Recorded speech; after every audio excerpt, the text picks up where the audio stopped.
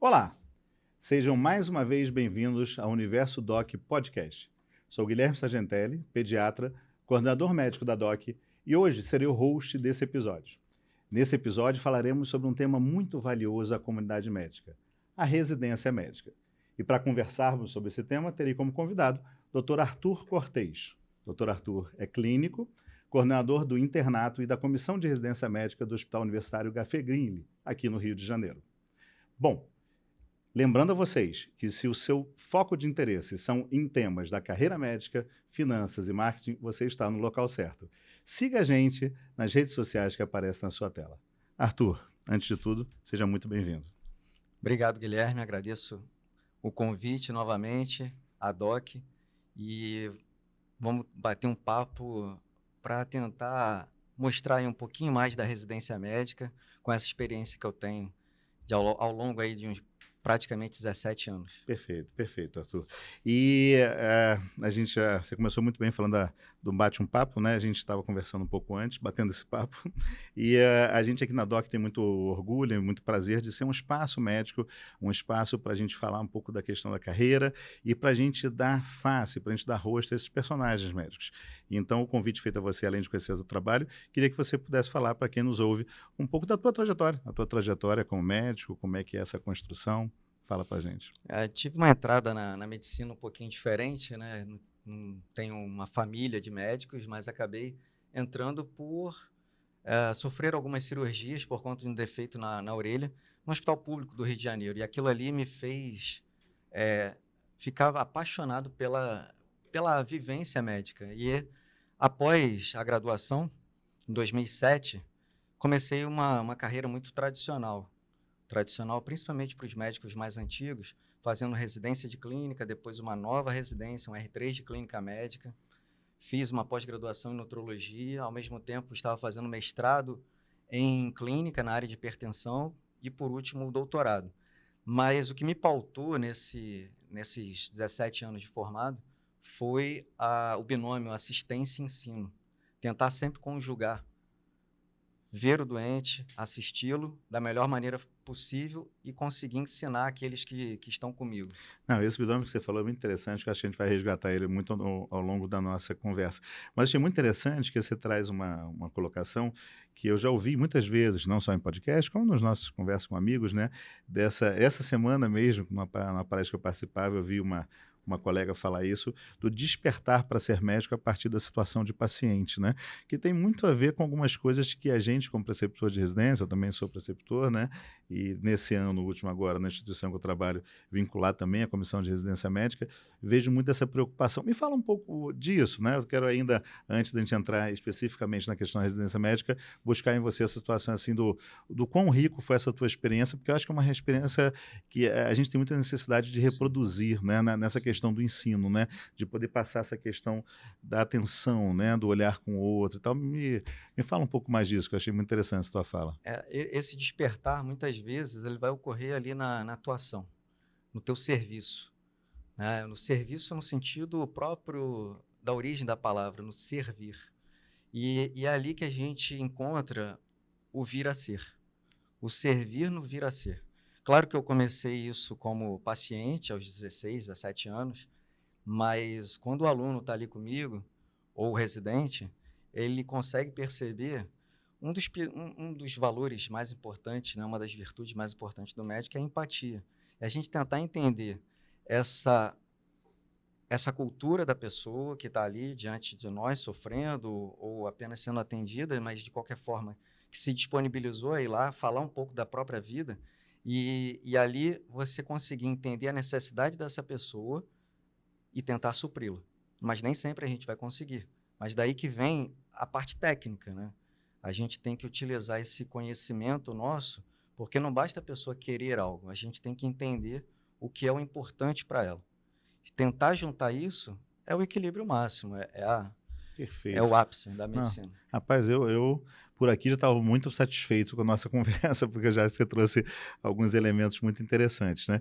Mas eu acho que isso aí que você está falando é muito rico, né? A gente aqui na DOC usa algumas expressões, uma delas é que a gente fala muito dos pilares da carreira médica, e a gente tem até um livro que a gente produziu recentemente, há poucos anos, que é o Alpha Doc, que ele fala dos pilares da carreira, onde a gente elege alguns pilares. É claro que a carreira médica tem muitos pilares e que, de acordo com quem vai ser perguntado sobre ele, vai ter uma variação, mas um dos pilares que a gente elegeu foi a relação médico-paciente, né? Que Perfeito. particularmente a Sem gente, né, dúvida. que é médico, tem um apreço muito grande. Então acho que você falou muito da valorização da relação médico-paciente, né? E essa Sim. questão do olhar com o outro, acho que isso está muito na essência da profissão da gente, quem nos assiste, né? Eu acho que isso é um grande presente que a medicina nos dá, né? Mas aí a gente entrando nessa questão, né? A gente já começou a falar de residência e eu acho, talvez até por conta de tudo isso, isso tenha despertado muito em você o interesse da residência. O que, assim, sem nenhuma formalidade de seguir um roteiro, assim, o que você gostaria de começar falando sobre residência médica? Quando a gente está num papo como esse, né? Assim, que é um papo, numa informalidade informativa, né? O que Uhum. você acha, assim, poxa, Guilherme, nesses anos que eu estou com residência médica, tem umas coisas que eu quero falar. Vamos começar por aí, depois a gente É. fala de alguns pontos específicos. Eu acho que o primeiro ponto, Guilherme, é que as pessoas têm essa visão, e é por isso até que eu falei que eu segui uma carreira tradicional. Mas quem está agora pensando em aplicar para uma residência médica e se porventura não conseguir, isso não é o fim do mundo. Acho que esse é o primeiro ponto, a pessoa saber que não existe um só caminho e que aquela pessoa ela vai ter uma peculiaridade, uma especificidade. Esse é o primeiro ponto. Claro que a residência médica é a melhor maneira de você se formar, porque é um treinamento de serviço guiado por preceptores, por professores, por médicos que foram gabaritados naquilo, em educação médica, e muitas vezes dentro de um hospital universitário, que nem sempre é dentro do hospital universitário. E a residência médica é uma imersão. O próprio nome já diz residência. Uhum. São 60 horas semanais em que a pessoa muitas vezes tem que dar plantão, tem que atuar no ambiente ambulatorial, no cenário de internação, e essa miríade de disposições e de cenários é que faz do médico ter uma boa formação. O médico residente, ele acaba sendo bem formado. O que não acontece, às vezes, em algumas pós-graduações, que não tem um cenário prático. Hoje em Uhum. dia, por regulamentação, a gente tem uma carga horária necessária, mínima, prática. Uhum. Mas a residência médica não, 80% a 90% é prática. Uhum. Isso faz toda a diferença na carreira médica. E aí, aproveitando essa tua fala, Arthur, é muito interessante, porque mais à frente na nossa conversa, a gente, nesse modelo que a gente foi desenvolvendo no podcast, eu, quando sou o host, né, porque a gente tem outros dois colegas que têm uma expertise muito grande na área de carreira, mas que não são médicos na sua graduação, são hosts. Quando eu sempre trago uma colocação que a gente no início chamou de casos clínicos, depois botou de casos clínicos em carreira médica, que é essa questão de perguntas de colegas que querem perguntar sobre isso. Mas uma coisa que baseia até um pouco nessas perguntas eu já vejo, como você vê hoje essa movimentação? Quer dizer, eu sou de uma geração ainda à frente da sua, né? Que também fiz essa formação mais clássica e tal, onde a residência médica era meio que um desembocar natural, né? A gente tinha essa Uhum. tendência de vou fazer residência médica, não se pensava muito em não fazer, né? Por alguns motivos, alguns não faziam, por algumas situações, em suma, né? A gente pode depois refletir sobre esses modelos, mas tinha essa questão. Hoje a gente vê muito opcionalmente as pessoas pensarem em não fazer, né? Isso até recai em algumas perguntas. Como você vê esse desenho? Um pouco você já deu um pouco da luz, né? Do quanto essa imersão, de trazer de novo a questão da palavra residência médica, né? Sim. Dessa conjunção de palavras já tem a ver com essa imersão. Mas o que você pensa sobre isso, sobre essa questão de não fazer? O que eu acho é que não tem vaga para todo mundo. Residência médica, praticamente os mesmos hospitais aumentaram um pouquinho o número de vagas, mas não tem vaga para todo mundo. E Cada aumentou vez muito o número o número de de escolas candidatos, né? médicas. O número de escolas médicas tem uma tendência a aumentar ainda exponencialmente. Uhum. Então, com certeza, não vai ter vaga para todo mundo. Então, quer dizer que quem não fizer residência médica vai estar, digamos, sendo preterido ou mal formado? Claro que não. Existem inúmeras pós-graduações muito bem regimentadas e fiscalizadas, com cenários práticos bem adequados. E o principal, né? A gente estava falando aqui de virtudes e valores médicos. A gente falou da relação médico-paciente, da empatia, mas a persistência, a disponibilidade, a autonomia de você buscar o conhecimento, isso você não depende de uma instituição, depende do seu querer ser médico, do seu querer atender bem, de não deixar nenhuma lacuna para o seu paciente. Isso é algo que tem que ser valorizado. A pessoa que vai em busca do conhecimento, ela pode estar na residência médica, na pós-graduação, ainda em formação, e mais que isso, terminou a residência médica, com que estímulo você vai estudar? São os nossos próprios pacientes, a gente troca com colegas, mas 10 anos depois, eu tenho alguns escritos, ainda não virou livro, quem sabe agora pela DOC, Verdade, quem sabe? mas eu tenho alguns escritos que são relacionados a 10, 20, 30 anos de carreira. Claro que eu não escrevi de 30 anos, estou chegando próximo dos 20. Mas o que o médico pensa com 10 anos? 10 anos de formado é o tempo alvo de formação. Tem um estudo na aviação, aliás, um dos melhores estudos para a carreira médica vieram da aviação, mas aí depois a gente conversa sobre os checklists. Mas um estudo na aviação que diz que você pode se tornar um expert com 10 mil horas de voo. 10 mil horas de voo não é dormindo no plantão. Você tem que atuar. Não é atender sem estudar. Você tem que estudar. E essas 10 mil horas, eu já fiz as contas, após a sua primeira formação em residência, pegando um médico generalista, um residente de clínica, um residente de cirurgia geral, isso dá aproximadamente 10 anos após a sua residência. Eu acho que é mais ou menos isso, né? A gente vai ter um médico já em tom de expert, um especialista, após 10 anos. Até lá, é investir na formação e continuar se atualizando depois de 10 anos, claro. Não, é interessante você falar isso. Assim, um dos colegas aqui da DOC, que é host também, que é o Renato Gregório, que é o CEO da gente, a gente estava junto essa semana, a gente falando muito dessa questão da longevidade da carreira médica, né? Quer dizer, o Renato, ele não é médico, mas é um estudioso da área, e a gente conversando sobre isso, falando que é uma carreira que ela permite que você trabalhe por muitas décadas e em alto nível ainda dentro da sua atividade, coisas que às vezes um atleta não consegue, coisas que algumas outras, né, profissões têm algumas limitações diferentes e tal, que permite isso e que na realidade, aí na nossa conversa eu complementava isso, o quanto a gente se reinventa, né? O quanto eu, que estou assim com um pouquinho mais de 30, por isso são as gerações, né, à sua frente e tal, de formado, o quanto o Guilherme com 10 anos de formado era um, de 20, de 30, com vantagens e desvantagens, isso é muito curioso também, né? A gente também, infelizmente, não só melhora, né? Tem algumas coisas que a gente perde, desde a questão assim de declínio físico da gente, algumas capacidades e tal, mas a gente também ganha sobre uma observação, então eu acho muito interessante você ter falado isso, porque eu acho que tem um desenho aí muito curioso dessa reinvenção e repensar a nossa carreira. E,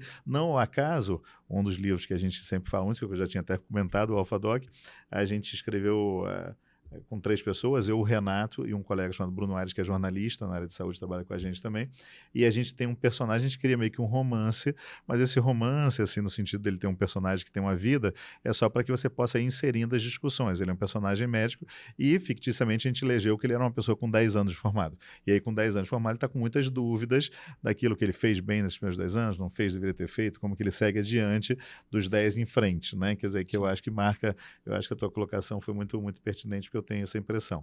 E você falou alguma coisa de especialidade, né? Voltando a essa questão assim, aí mais objetiva, mais crua assim da residência, o que você vê assim como coordenador de residência médica dessas especialidades? Assim, porque a gente também vê muito essas ondas de especialidade, né? Acho que isso é uma coisa que para quem nos ouve, porque a gente tem pessoas que estão ouvindo que têm dúvida se vão fazer residência médica, se não vão, não fizeram ainda, né? Outros que estão em dúvida com aquela que fizeram, se mudariam, se não tal. O que você acha que está hoje em dia meio assim mais vibrante? E o que você acha principalmente desses indicadores para se escolher uma especialidade? O que você pensa um pouco sobre isso? Isso é bem interessante porque esses indicadores, pegando a última pergunta, eles são igual à intenção de voto, né? Eles acabam influenciando aqueles que vão votar. Verdade. Então, os indicadores de carreira médica, de residência médica, a pessoa que está tentando escolher agora, ela fala, pô, não vou escolher essa carreira porque ela está muito procurada. E ela deixa, às vezes, de escolher uma carreira que seria boa para ela e que ela gostaria. Então, essas ondas, as pessoas têm que entender. A gente teve, por conta da Covid, a gente teve um crescimento da área de pneumologia, que estava em baixa há 10 anos atrás. A pneumologia subiu, a psiquiatria cada vez sobe mais, inclusive para um autoconhecimento. As pessoas têm aquela identidade, né, para o autoconhecimento mesmo, não só tratar o próximo. Então, a pneumologia Psiquiatria tem crescido e algumas especialidades mais, digamos, mais tranquilas. Não que sejam tranquilas, mas que as pessoas têm uma visão que são tranquilas. Então, otorrino, oftalmo, elas estão sempre ali bem cotadas como especialidades principais. Claro que clínica médica, cirurgia geral, pediatria são aquelas que são as especialidades de entrada. Uhum. Elas precisam, a gente precisa fazer a clínica médica para ter uma residência, obter um título de especialista em qualquer outra especialidade clínica. Uhum. Mas algumas se mantêm estáveis ao longo do tempo. O que eu vejo é clínica médica e cirurgia geral, pediatria sempre com muita demanda e muitas vagas também. Anestesiologia é uma especialidade que se mantém estável também ao longo do tempo, apesar do mercado de trabalho não estar tão bom. E aí vale uma boa dica, né, para quem está nos ouvindo. Não converse somente com o residente da especialidade. Converse com um especialista com 10 anos, com 20 anos. De preferência, o especialista motivado. Porque conversar com um médico que está com 20 anos de carreira desmotivado é você pedir para se desmotivar também. Entender que existem vicissitudes, existem altos e baixos na carreira são importantes. Eu também passei por isso com 10 anos. E agora? Terminei mestrado, doutorado, estou esperando um concurso para professor que acabou acontecendo e passei. Mas antes de eu ter passado no meu concurso, eu fiz outros 3. Então, eu acho que a gente tem que insistir também naquele nosso foco, no nosso objetivo. Muito interessante. E você falou uma palavra genial, motivação, né? Eu acho isso interessante porque uma das coisas que eu converso muito com os residentes na função de preceptor é muito essa coisa que você recrie histórias para você dentro da sua própria história para que você sempre seja motivado, né? Porque algo eu acho que é muito triste, que aí talvez fuja até da... Eu sou só médico, como você e tal, mas assim, mas eu imagino que para qualquer carreira, você chegar num dado momento da sua carreira e você, né, não desejá-la, né, ou ser infeliz com ela, né, assim, porque eu acho que o redesenho é normal, o redesenho todos nós nos redesenhamos ao longo da vida em tudo, né, não só na nossa vida profissional, como na nossa vida pessoal, né, a gente casa, descasa, muda de cidade, essas buscas são acho que inerentes ao ser humano, e as buscas profissionais também, mas eu acho que essa questão de estar sempre motivado, ela tem muito a ver com uma outra coisa que você falou interessante, que é essa coisa do crescimento da atenção à saúde mental, né? Tem uma pessoa que eu gosto muito lá de São Paulo, não sei se você já leu, teve oportunidade, é um historiador, mas que trabalha dentro da Unifesp, no núcleo de ciências humanas vinculadas à saúde, que é o Dante Galian, que ele tem um livro que chama Literatura como Remédio, que eu adoro, assim, porque o Dante, eu conheço o Dante, né? Já fiz uns cursos com ele, é muito interessante, porque ele provoca muito uma coisa que ele fala, assim, que dentro da saúde física, da saúde mental, tem também a saúde existencial, né? Eu acho que isso é uma coisa muito verdadeira para nós profissionais, para que a gente cuide dessa saúde existencial da gente, do paciente, né? Eu acho que essa harmonia é muito interessante. Mas aí, resgatando de novo, essa coisa dos indicadores, né?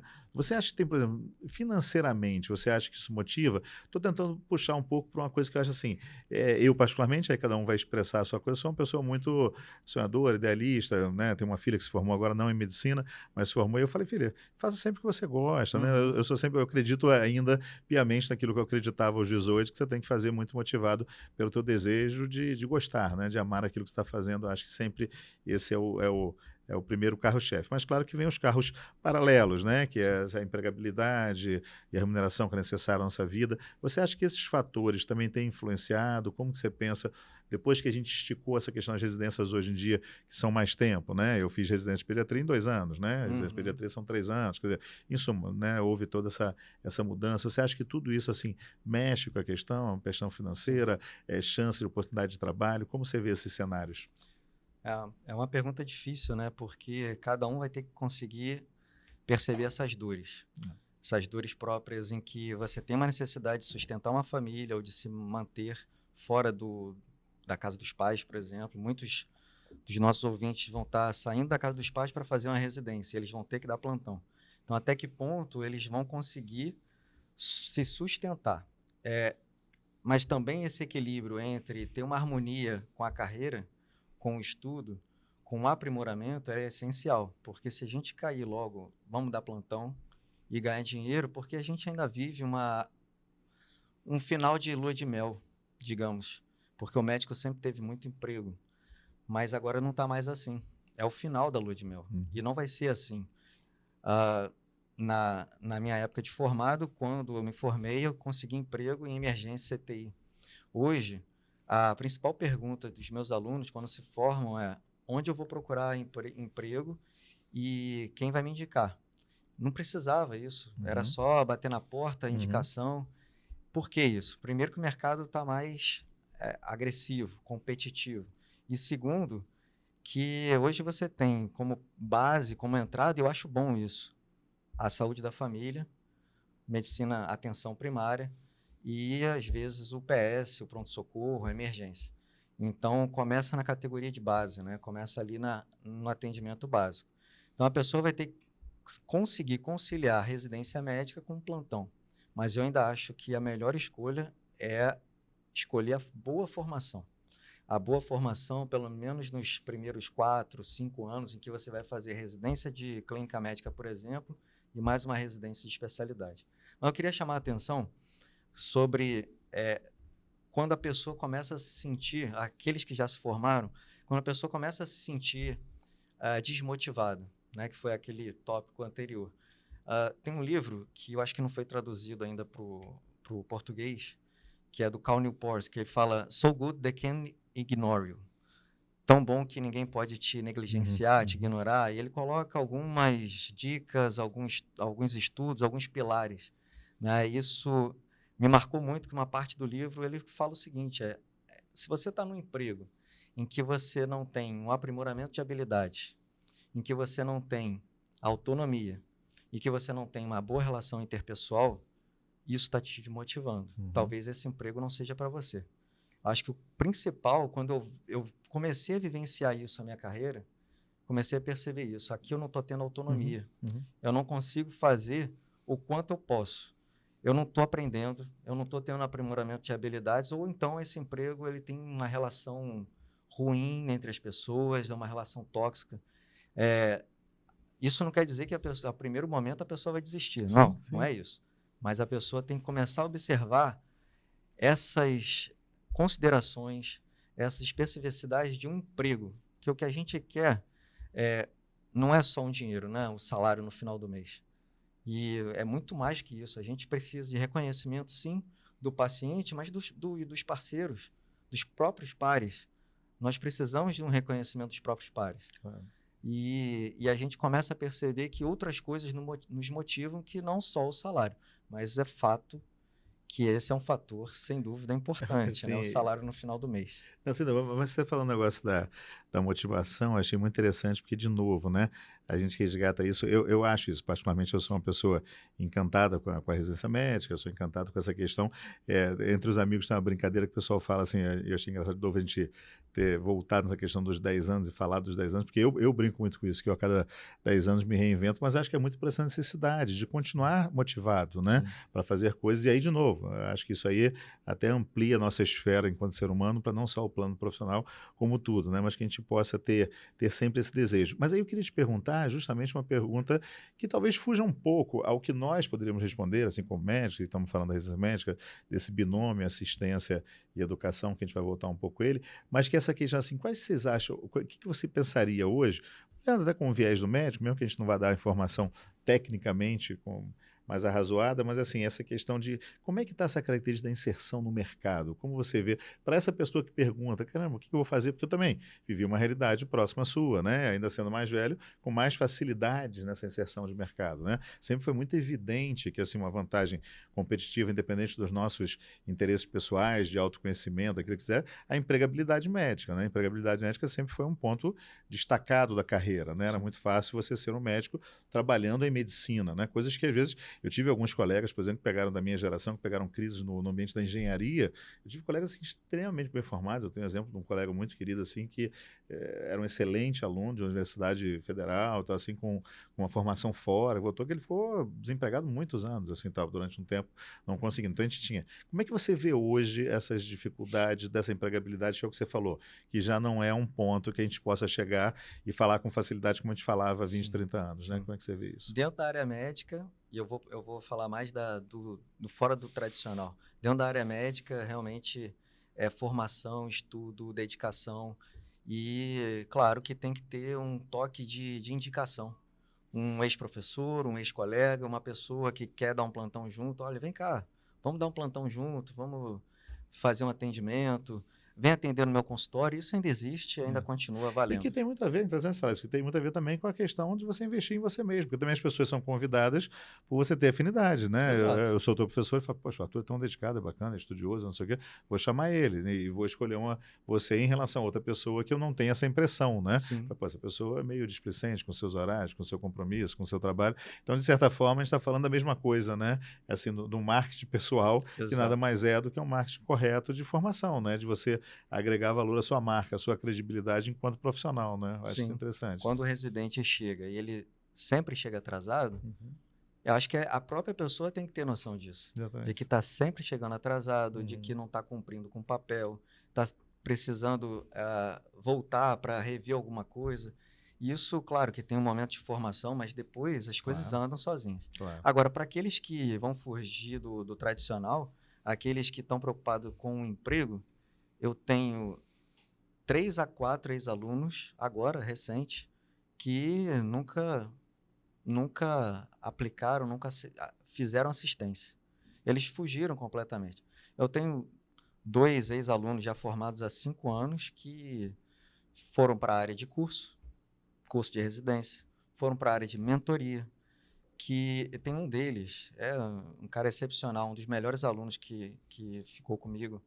É, ele era realmente um multitask, Uhum. sabe? Aquela pessoa que tem multitarefa. Aham. Foi uma das melhores apresentações de TCC que eu assisti. E ele hoje é uma pessoa que trabalha com informática, é um cara da TI, Nossa. médico, se formou e não chegou a atuar como médico mesmo. Aham. E claro que isso gerou diversas conversas, Aham. diversos telefonemas, porque isso gera crise. A pessoa vai fazer medicina, é boa enquanto aluno, é boa logo ao se formar como interno, lida bem com as outras pessoas, com o paciente, e aí se vê numa área completamente diferente. Então isso gera uma crise interna. Poxa, não teve pressão de pai, Sei, pressão sei. de ninguém da família. A pessoa gosta da medicina, Aham. só que ela gosta de fazer outro tipo de área. Interessante. Como algumas pessoas gostam de fazer patologia e radiologia, e porque tem essa afinidade, Uhum. então a pessoa tem que perceber essa afinidade. Eu sou mais objetivo, eu sou mais subjetivo, eu sou mais. Não é essa estereotipagem. Entendi. Esse é o, Entendi é o teu ponto. ponto. Mas perceber aquilo que ele tem de melhor e aquilo que ele vai conseguir aprimorar mais. Mas é interessante que eu vou resgatar uma colocação que você fez lá nisso, que é a história do autoconhecimento, né? Essa questão do autoconhecimento é muito interessante, né? Porque, na realidade, eu falo assim, isso é um ponto fundamental, né? Assim, de percepção de para onde você vai. Porque nisso, até olha, assim, nessa tua fala, eu acho uma coisa interessante, né? Que eu fico pensando assim, isso não deixa de ser um ponto positivo, na realidade, assim, da medicina, dela proporcionar multissituações, né, tipo assim, você na realidade ela ainda tem essa coisa assim global dela ser uma profissão que permite muita coisa, então eu acho interessante que se a pessoa consegue entender que elementos ela trouxe para dentro, né, do universo dela, de realização, de motivação, não sei, tal, através do seu autoconhecimento, ela pode exatamente viver feliz dentro de uma coisa tradicional, né, de repente assim Uhum. muito dentro da assistência, né, que eu acho que é o que a gente tem de mais tradicional dentro da medicina, e de coisas não assistenciais, ou que usam uma parte de assistência e outra não. Eu acho que isso acaba sendo um pouco do que a gente está conversando aqui, né? Muito interessante. Agora, deixa eu te falar, a gente falou de novo dessa questão do mercado, né? E uma coisa que a gente vinha citando, e a gente conversou um pouquinho antes até da gente entrar, assim, hoje em dia também existe muito essa orientação, assim, as pessoas talvez, até por não fazer residência, vão entrando no mercado sem ter essa formação, que era menos comum, então você vê às vezes pessoas sem, por exemplo, a especialidade, mas atuando num espaço que seria destinado a isso. Na minha área, pediatria, eu vejo assim unidades, principalmente unidades de serviço público e tal, onde assim, por contratos temporários, as pessoas são convidadas a serem pediatras, trabalham com pediatras não sendo, né?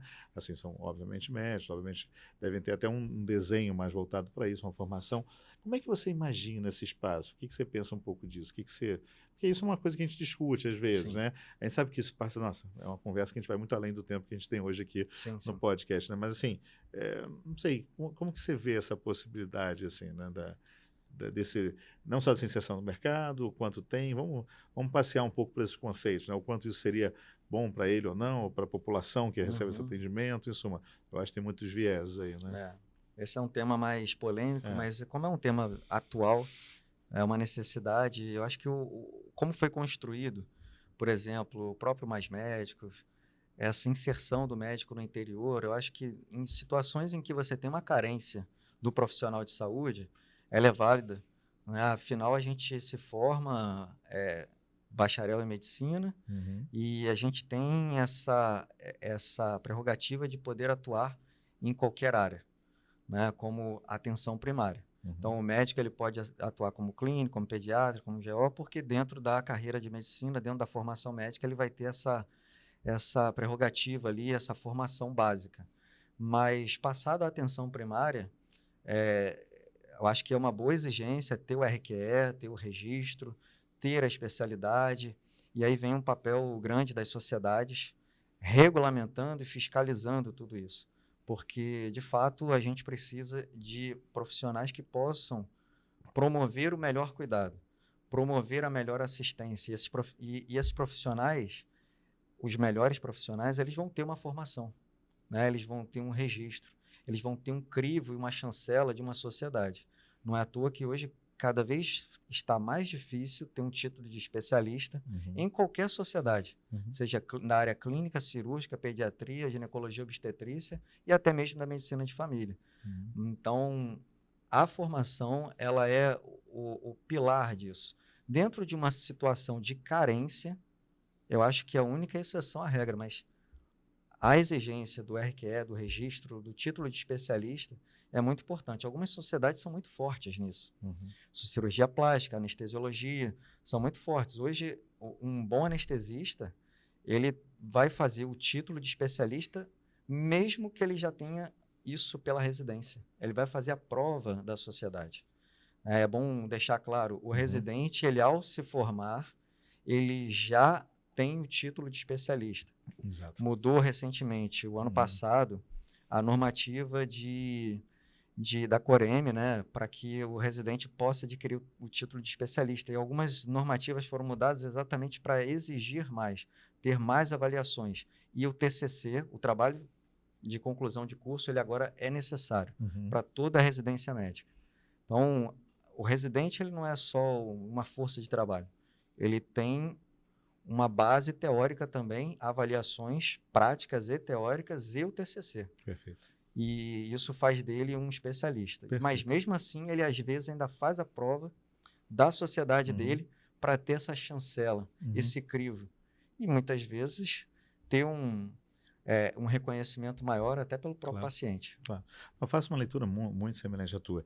E aí a gente caminhando assim para, digamos, para esse final desse primeiro bloco da nossa conversa, que é, antes de a gente entrar naquelas perguntas dos colegas que eu trago para perguntar para os convidados, como é que você olha, então, Arthur, depois dessa conversa nossa, assim, essa tendência da residência médica? Porque até recentemente estava se discutindo muito essa questão agora de como é que vai ser a formatação, né, das comissões de residência médica. Em suma, tem muitas discussões pululando aí nesse momento, né, assim, que estão muito, muito ativas nas conversas da gente, dentro do ambiente médico, dentro do ambiente de ensino, né, voltado para a questão do ensino médico e tal. Como você olha, assim, aquela coisa, o que você acha que é uma tendência, seja no campo, assim, das oportunidades, seja no campo da formação, desse binômio educação-assistência, como é que você olha e você fala assim, poxa, quando eu olho para frente, me parece que eu enxergo algumas coisas. Faz as tuas considerações, assim, do que você acha que talvez possam ser esses 10 anos, a gente usou tanto o marco dos 10 anos, né, não vamos chegar a 10, porque o tempo também agora cada vez é mais difícil prever um ano, né? Sim. Mas assim, o que você olha para frente e você parece enxergar o que é na residência? E também, até te complemento já a pergunta, deixando um espaço você falar bastante assim do não só o que você vê, ou o que você também gostaria de ver, né? A gente praticamente falou de experiência atual e passada, né? Agora vem o mais difícil, que é falar do futuro. Que se a gente fosse conseguir bola de cristal, né? prever isso, a gente estaria muito bem. Eu acho que a residência ela vai continuar sendo o pilar, né, da formação médica, cada vez mais seletiva, e a gente vai ter boas pós-graduações para competir. A gente tem hoje a entrada de instituições privadas fortes no mercado, e essas instituições privadas, se elas não tiverem pessoas gestores que olhem para a assistência, não vai adiantar nada. Não vai adiantar nada. Por quê? Dentro de uma instituição privada, existem outros interesses. Esses outros interesses, eles têm que estar atrelados ao ensino e à assistência. Se não tiver um gestor que faça esse filtro, a tendência é a gente inverter e colocar o médico trabalhando para os clientes, que são os planos de saúde, que são quem contrata realmente ali aquela instituição. Né? Então, o médico ele vai, muitas vezes, é um residente, mas que vai tocar o serviço dentro de uma instituição privada e vai ter só um título, entre aspas, que está fazendo residência ou uma pós-graduação. Então, é bom que essas instituições privadas, que financeiramente são muito bem constituídas, elas possam investir em pesquisa, por exemplo, em formação, em educação médica. Se elas fizerem isso, elas vão estar, como se diz, a faca e o queijo na mão, porque elas têm dinheiro, vão ter pesquisa, aliás, com mais financiamento do que muitas instituições públicas. Eu sou de uma instituição pública, eu fiz esse voto na minha carreira, eu sou exclusivamente da Unirio, mas essas instituições privadas elas vão conseguir ter muito mais fomento para formar bem o médico, para fazer pesquisa e tratar melhor o seu paciente.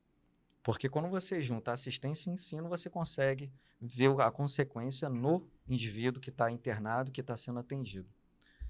O que eu gostaria é que a gente tivesse mais incentivos à residência médica e, consequentemente, à instituição pública.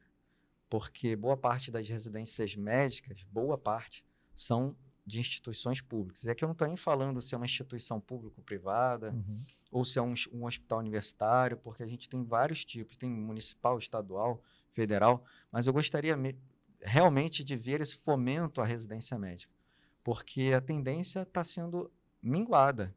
As pessoas estão desistindo de fazer uma residência médica pela dificuldade que é, não só de passar, mas como de completar. Enquanto que as pós-graduações, elas têm um incentivo maior. São, digamos, um pouco menos duras. E, além de tudo, você, às vezes, está dentro de uma instituição privada que você já vai ser empregado. Já vai ser captado rapidamente. Então, tem muito interesse assim, o florescer das instituições privadas dentro da área da medicina, seja como pesquisa, ensino e até a própria formação, é cada vez mais crescente, mas tem que ter uma fiscalização, porque senão vai acabar com a residência médica e as instituições públicas não têm esse incentivo financeiro todo. Perfeito a fala. Arthur, eu comentei com você no início que tem uma parte que a gente começou a introduzir nos podcasts, que era o nosso caso clínico, carreira médica, né, que são justamente essas informações dos colegas que sabem que eu participo com convidados sobre diversos temas, e aí eu converso quando vão ter os assuntos que a gente já pré-definiu, e eu falei com algumas pessoas que ia conversar sobre residência médica com você, algumas pessoas que a gente até comentou que te conhecem, que te mandaram abraço e tudo. Legal. Mas, em suma, eu trouxe essas perguntas, né? Então, aquele nosso momento, assim, de ser porta-voz dos nossos colegas médicos que nos ouvem.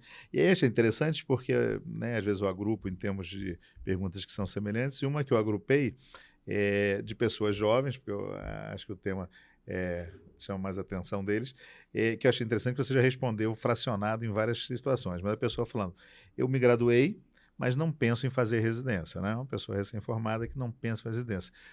O que pensar sobre isso, né? Quer dizer, assim, a pessoa que não tem desejo em fazer residência. Eu acho que você, talvez essa seja que você já tenha já de pronto respondido, mas se você quiser ainda fazer alguma consideração para essas pessoas que me perguntam sempre são as que estão com certeza nos ouvindo. O que você pensa sobre essa questão? Ou o que você gostaria de adicionar ao que você já falou, né? Porque eu acho que a gente já explorou bastante essa situação, né? Eu acho que o principal para essa pessoa que está perguntando isso, e eu tenho pessoas, inclusive, que trabalham comigo, né? Que se graduaram e pensaram em não fazer a residência, trabalhar 2, 3 anos. Se precisar, volte atrás. Não tem problema. Dá para a gente voltar e fazer um novo caminho. Mas a vida não é assim. A partir de um momento eu encerrei. Volta atrás, volta a estudar. Se precisar, faça um curso, porque a gente sabe que tem, né, bons cursos, e hoje em dia a gente tem a NARIC, prova de residência de diversas formas, mas volta atrás. Um ponto legal da gente pensar é concurso público, né? cada vez menos. Exato. Mas se a pessoa não ficar estudando, ela nunca vai estar preparada. Então, estudar sempre. Uma coisa não depende da outra. Não está fazendo residência, mas continue me atualizando, continuo estudando, continuo indo a congresso, continuo dentro de um grupo de discussão, ainda que seja online, um podcast, eu continuo me aprimorando. Dessa forma vai ser mais fácil voltar atrás e fazer uma residência. Adorei a tua fala, adorei, porque assim, eu acho que é muito isso, né? Acho que vale para tudo, mas a medicina, acho que isso é uma premissa muito importante, essa coisa de que a gente não tem que fazer para aquilo, né? A gente faz para a gente e continuamente. O estudar é para a gente, né? O prazer de estudar, de aprender, de aprimorar. E aí, paralelo a isso, vão surgir concursos que a gente deseja sempre que sejam mais, né? Eu também tenho essa torcida, eles estão cada vez sumindo mais. E eu gostei muito também, porque você me lembrou muito um preceptor que eu gostava muito, que foi meu preceptor de residência, que ele falava uma coisa muito interessante, que ele falou: Guilherme, o médico tem que ter o direito de mudar de opinião, né? Porque eu acho que a gente tem uma coisa muito assim, o médico não posso mudar de opinião. E aí eu achei interessante, porque você me fez, né, entrar nesse túnel do tempo, lembrando ele falar isso, que eu adorava ele, adorava essa fala e tal. E ontem eu me vali um pouco disso, que eu estava de plantão, por acaso ontem, eu conversando com uma residente mais jovem e tal, e a gente falando de um diagnóstico, é um diagnóstico X de uma criança, que é um diagnóstico difícil, né? A gente a internou ontem, a gente não tinha um diagnóstico, e aí ela já queria dar um nome para isso aqui, eu acho que é isso aqui. Eu falei, não sei o que que é. Ela falou, mas professor, você não sabe o que é? Eu falei, sim, esse é o momento de eu não saber, eu tenho que criar milhares de hipóteses diagnósticas, vamos pensar coisas. Não pense agora que você tem que, com 5 minutos, dar um nome que você vai errar.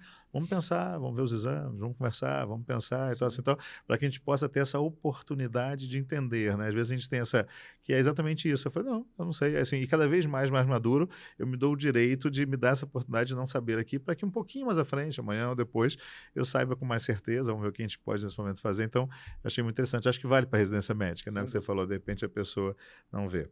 E aí uma coisa também que a gente já respondeu, já conversou aqui, que eu achei interessante, mas assim, que é uma pessoa que tem dificuldade em escolher a especialidade, né?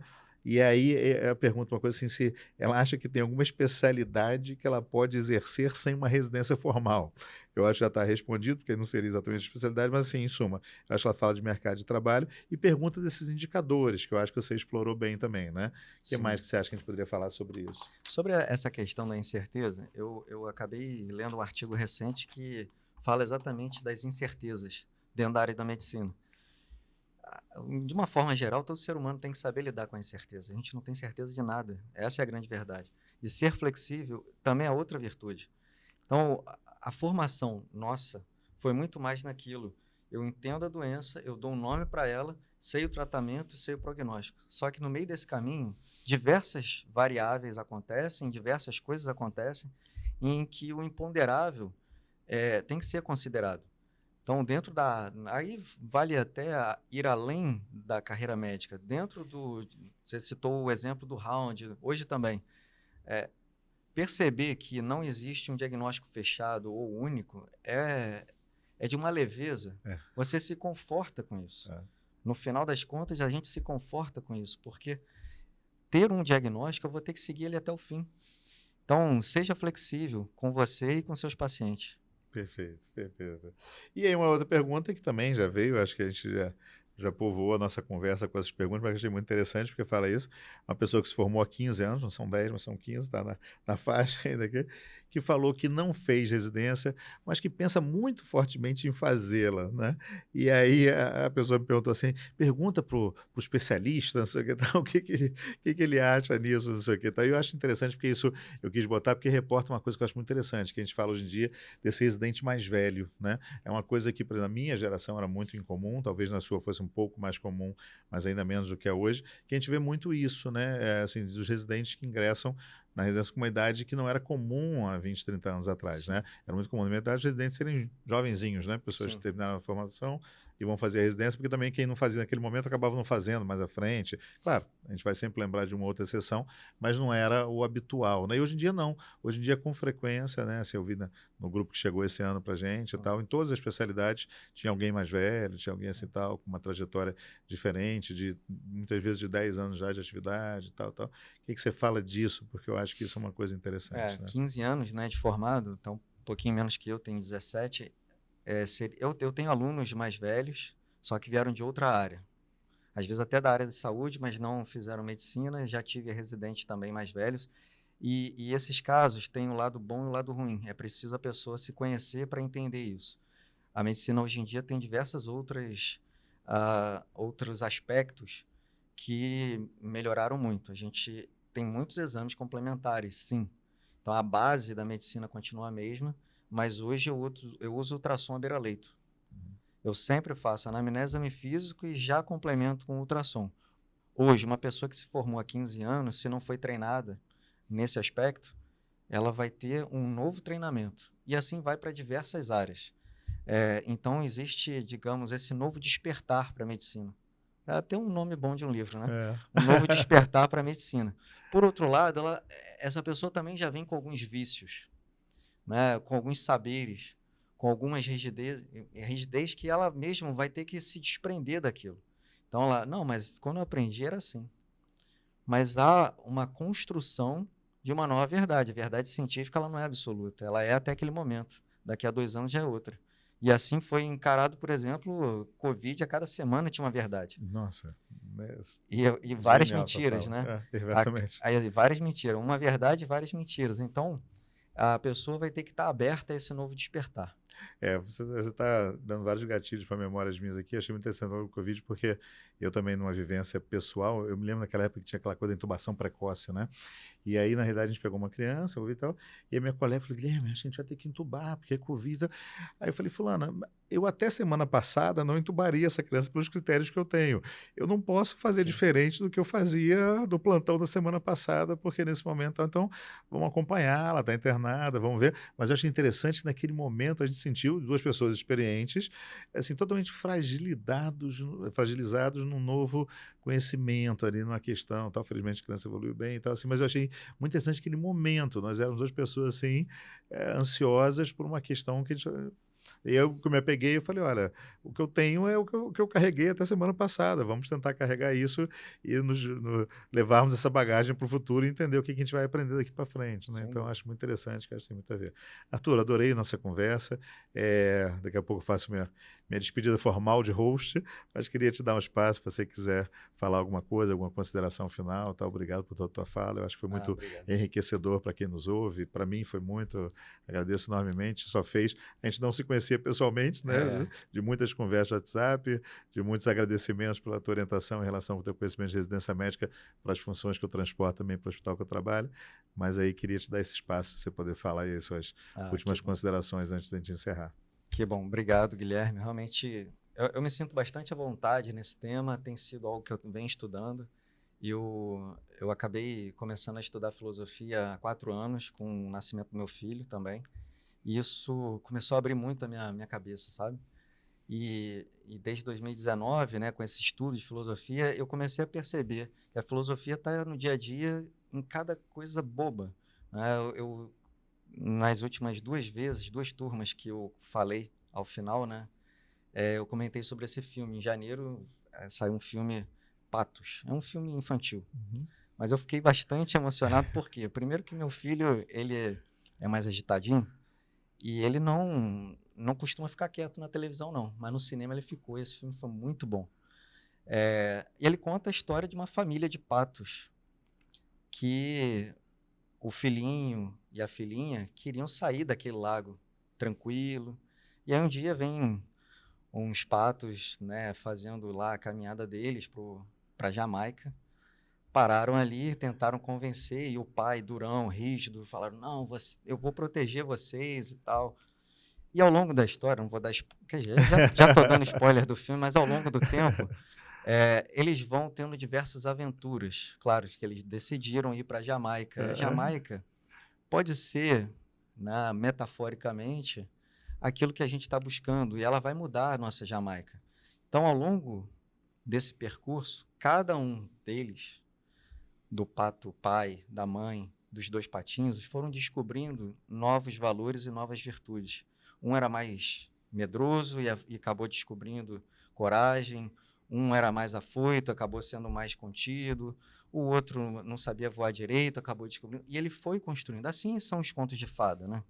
A estrutura do conto de fada. Vem um grilo falante, te indica o caminho. Então, nesse caminho da carreira médica, ele é tão longo, como você mesmo falou, ele é tão longo.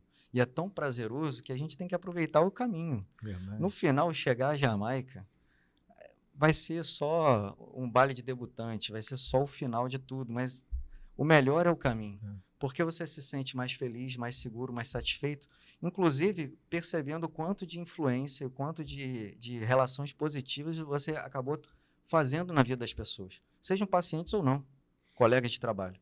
Então, acho que essa é uma mensagem aí do filme Patos, que vem... E que tem tudo a ver, né, com tantas referências. Com a carreira. Não é, com a carreira. E assim, você me fez mais uma vez lembrar de algumas referências. O conto da Ilha Desconhecida de Saramago, que é um conto que eu sou apaixonado, que ele fala justamente disso, né?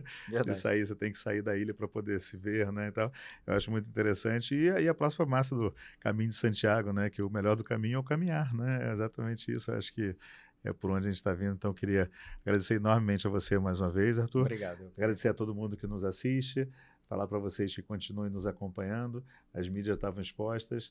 A DOC é a casa do médico. Obrigado.